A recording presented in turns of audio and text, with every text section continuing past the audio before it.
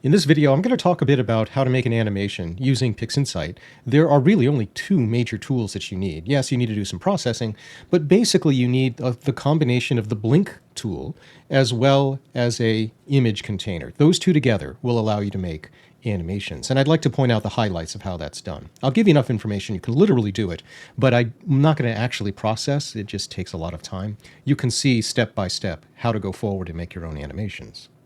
Honestly, though, this video is also an excuse for me to show my relatively long result of imaging Comet Swan.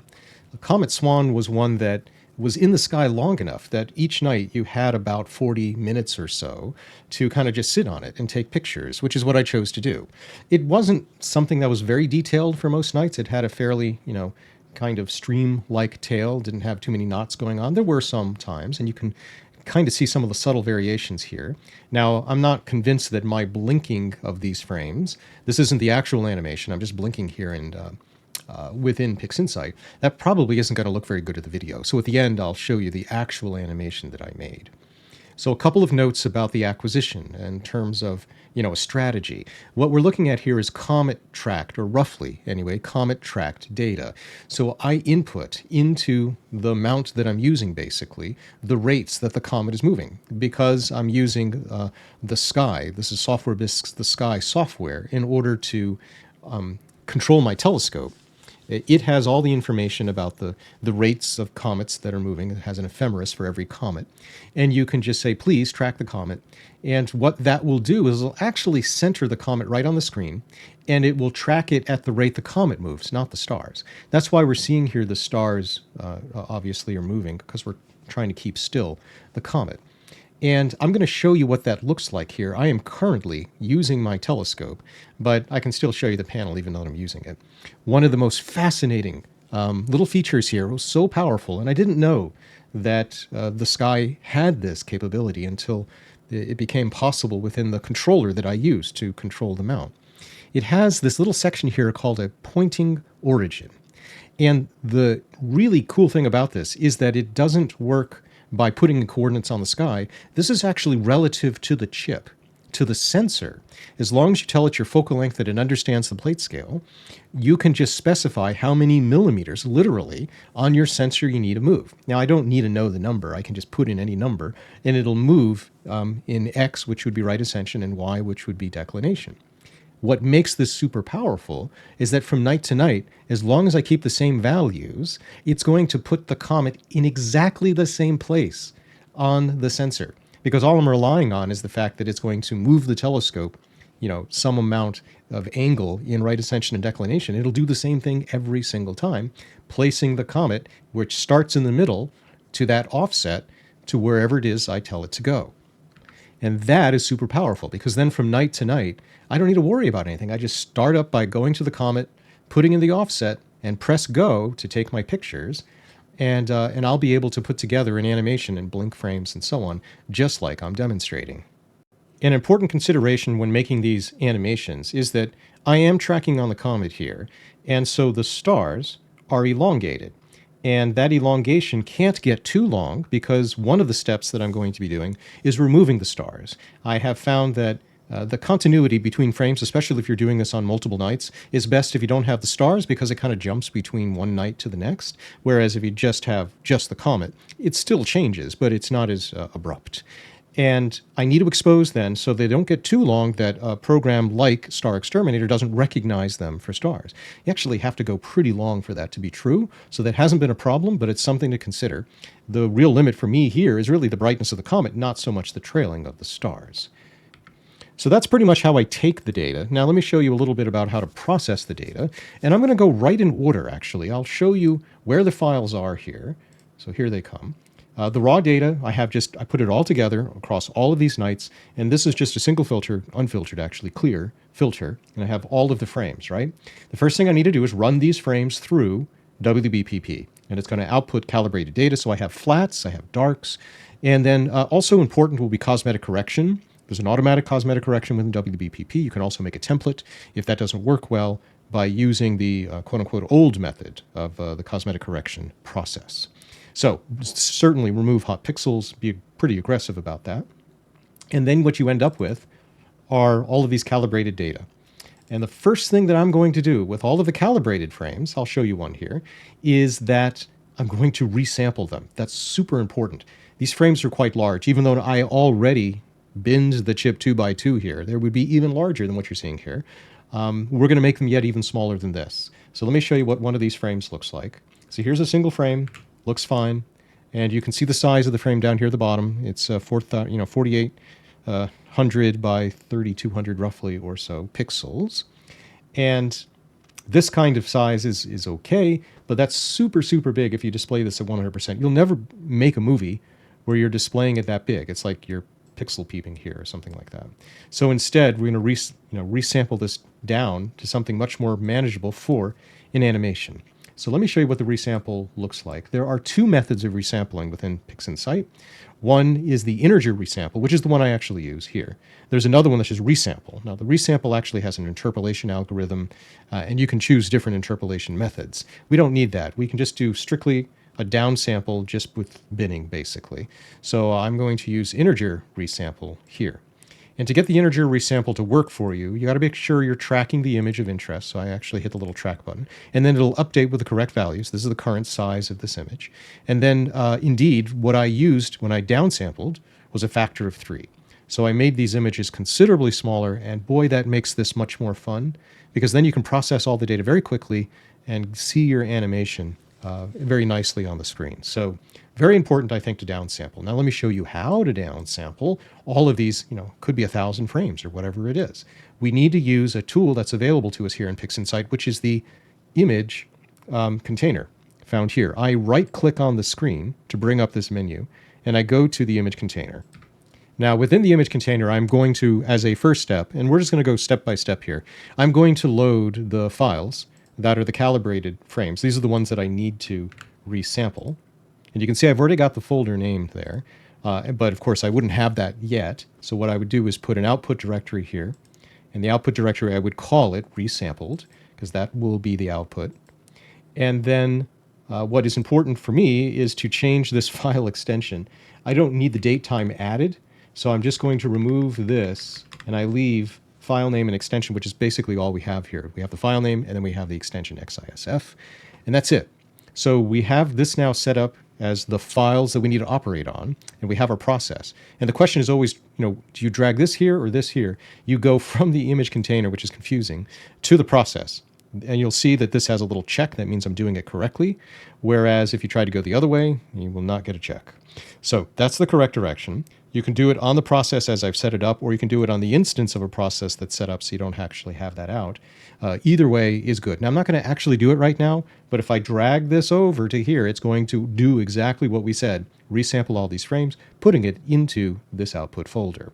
Okay, so I'm going to not do that. And once you have done that, you're going to get the output of interest.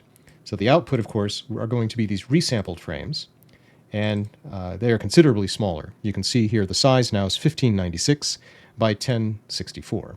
So having done that, one of these frames is good to have open, because the next step, you probably saw the folder name here, is star exterminator. It is SXT.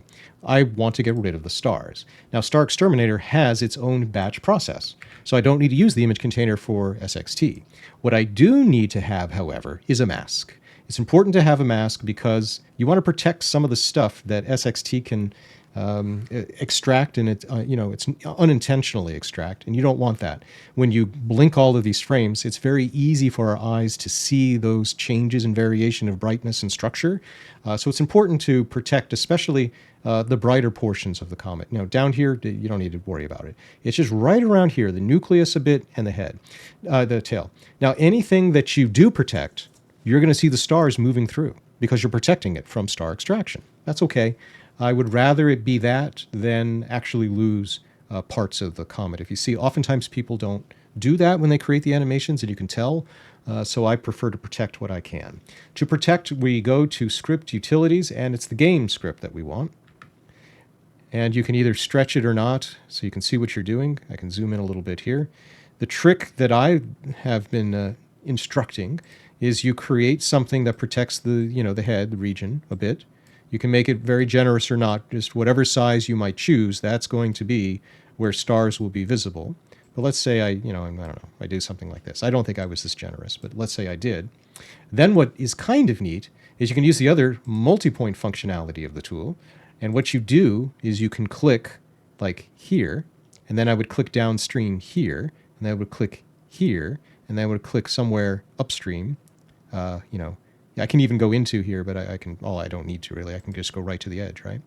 So I'm going to drag that a little bit, and I'm going to drag this a little bit. Maybe I make this size a little smaller, a little more narrow, or something like that. But anyway, you can see how I've got kind of a comet-shaped mask here going on. And we definitely want a binary mask here, like this. I go, OK. And it's funny looking, right? But, that would be my little comet mask. You would, of course, want to blur it so that it's usable. But you don't want to blur it too much, because then you'll have faded stars going in and out of the masked area, which also looks a little bit odd. So I'm going to go to convolution and blur it a bit. Maybe we'll just, I don't know how much. We'll see if that's too much. Yeah, maybe. Maybe that's okay. And of course, we have to make it the correct color. This would be the protective coloration, right? So now I'm ready to use SXT. So we can set this off to the side. SXT. We come to here, star exterminator, and it does have its own batch process. So we go right into the batch process, and I'm going to select the mask. I didn't give it a nice name, so that's image to bin. There it is. I'm going to specify where the output folders go to. I don't want any stars. So you know that, oh, that's not the right place. Let me go to here. All right, you know that I already have this folder here called SXT, and so I do that, and that's it. I don't need to add any suffixes. You can if you want. We don't need to unscreen the stars here because these images are currently still in their linear form, so you can uncheck that as well if you'd like. And then you would hit the select files and actually select all of the files. Now these files we're selecting, they are in the resample directory, which is where I am, and then they're being put into there when it's all said and done. So that's what I would do, but I'm not going to actually do it because that'll take a while. So that's what I did. And then the next step after this, you may have seen that next directory there. After you remove the stars, I went ahead and I applied a very light noise reduction on the frames. Could have done it later. I could have done it, the order isn't too critical here. I could have done it on the already stretched frames, which we don't yet have. These frames have not yet been stretched. But so I did NXT. And to do that, all I did is I loaded the frames back over here. So the frames that I would load, first I would need to get rid of these. So I hit the little X of files, and you'll see that it has all of the red X's here, and then I can remove them all. Now I've got a clear set here, where now I'll open up the frames that I want to load. These would be the star removed frames. Those are the ones that I'm going to put into the list here, and then I'm going to change the directory that it gets outputted to, not SXT, but NXT. That's where I want it to go. These are going to be the noise reduced frames. I still have this correct. And then, of course, I need to get the right process, which is just NXT. So NXT is noise exterminator. That's here. Now, you have to find some reasonable values. I don't know what are reasonable values here, but something that you think is reasonable, and then you apply it just as I demonstrated before, and it'll go do the job. So that's pretty simple. And without any further delay, I can just now run through and tell you, having seen the trick of using the image container, after you've done the noise reduction, I actually did gradient correction using the tool. Gradient correction, actually. It does a pretty good job. So this frame, I don't have the stars removed, but it's okay. If you go to gradient correction here, and in this case, the default values are pretty good, but I did find that I wanted to do it actually without structure protection. I wasn't too concerned about strange effects with the Comet, and I found that gave me a better result. You can see that it kind of evens out everything here, and that will make it much easier later when I want to add contrast or change the black level. So I did that, and then so we did the gradient correction, and now we need to do kind of that last part. So the last part is we're going to load these frames into Blink, because the Blink process does something very special for us. It actually will generate frames that are all stretched in the same way. There is no real easy way to batch stretch frames other than the Blink process, actually. So let me go to the Blink process here. So that's here. I'm going to close this, close this, close this, and then come to here where gradient correction, we open up all of these frames, open. Now, I hope this impresses you, but I just loaded 2,300 frames here. So I'm not going to play the whole thing, but I'll play part of it. At the end of this video, you'll see the results. You can see that right now it doesn't have the automatic screen stretch being applied. So we need to calculate that across all of these frames. And then when we blink them, they're going to look great because from frame to frame, that adjustment will make it look quite even. So now when we play, we get this beautiful, beautiful result, really. And you can see the changes in the tail. If you look closely, you'll sometimes see some stars moving through here where I protected some of the region, but I made it very small, I think, when I actually did this. So that's the idea. But what we need to do now, we have these frames. That's exactly how we want them to look. What we see over here in the blink screen, we need to output them. And there's a trick to doing it. Now, there is a tool here. When I come under this little movie icon, we are going to use a program called ffmpeg. But if you actually don't do anything, if you just say, don't delete the frames, and you literally, like, I'll just cut this for now, remove this line, it will still output the frames without actually, run. You could have done, by the way, it's probably easier to do the following. I'm going to put this back. Probably just remove this one, right? That's the executable. So it'll just output these PNG files. So it's going to output all of these frames as PNG files. And when you hit the run button, that's what it'll do first. It won't make a movie. And what you'll get is a file directory that looks like this. It just has blink. And then they're all saved as PNG files. And it's these files that you can now do the last kinds of operations. What I did is I did several more iterations of using the image container.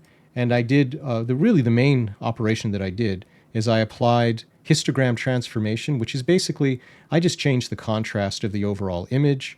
Here we'll do this. We do a real-time preview, and maybe I raise the black level. If I wanted to stretch this a little more, I do that, so on and so forth. I make it look how I want. One trick that I will tell you is because you're going to be doing this same stretch across every image, what you'll want to do is check one of the images that's at the beginning of a night where the sky is kind of bright and near the end where the comet is sinking to the horizon, because those two frames at the beginning and an end of one of those evenings, that's where it looks very different, and all the other frames in the middle look fine. Just make sure that the end frames, if you will, near the beginning and the ends look good for any given choice that you make here.